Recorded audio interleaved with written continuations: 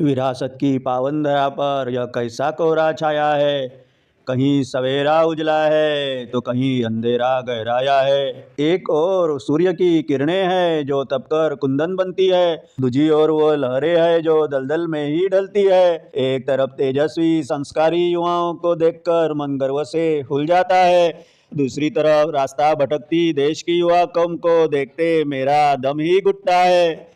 हे श्री कृष्ण, तेरा यह सभी खेला मेरे समझ के बाहर का है, फिर भी तेरी अद्भुत लीलाओं का विश्वास मन में अब भी भरा हुआ है। जहाँ बहनी थी ज्ञान गंगा वहाँ कहीं धुएं का डेरा है। नशे की इन जंजीरों में उन युवाओं के भविष्य को ही घेरा है। वो हाथ जो थामते तिरंगा अब कांप रहे हैं सन्नाटों में। मंजिल को भूले वो राही उलझ गए हैं कांटों में। नशाखोरी में फंसते हुए युवाओं को देखकर मन सन्न हो जाता है। सभी सीमाएं लांगे दिशाहीन युवाओं देखे मेरा मन विदीर्ण होता है। व्यभिचारों की कोई भी सीमाएं आज नहीं रही है।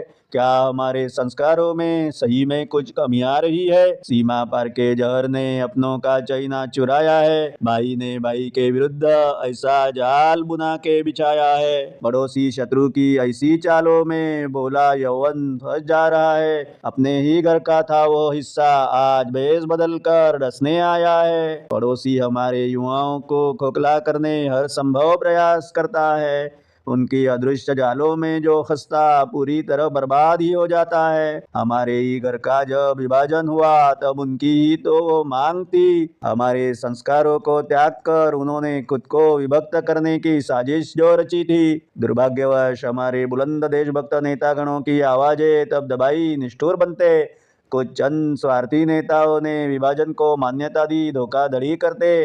खंडित भूमि की पीड़ा का वो गहरा जख्म अभी मेरे मन में ताजा है। हमारे सपनों के वो अखंड भारत पर वो शासकों ने जाते जाते यह ग्रहण लगाया है। जो अंश था कल इस देह का वो आज क्यों इतना विष उगलता है।